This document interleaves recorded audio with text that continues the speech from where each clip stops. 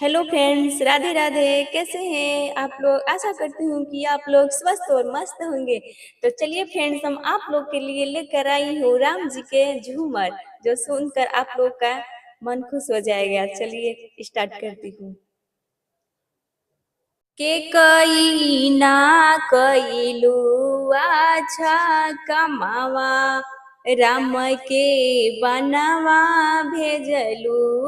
के कई ना कईलू अच्छा कमावा, राम के बनवा भेजलू। कौन भैया बनवा गईले, कौन भैया संगवा गईले। हो कौन भैया राजवा छोड़ी पराइले, राम के बनवा भेजलू।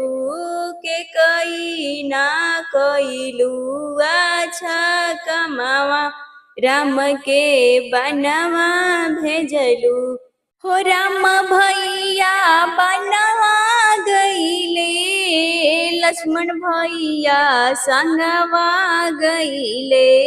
राम भैया बनवा गईले, लक्ष्मण भैया संगवा गईले। ओ भरत भैया राजवा छोड़ी पराइले, राम के बनवा भेजलू।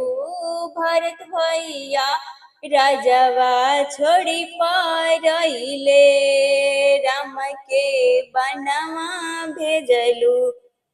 कई ना कईलू अच्छा कमावा, राम के बनवा भेजलू। के कई ना कईलू अच्छा कमावा, राम के बनवा भेजलू।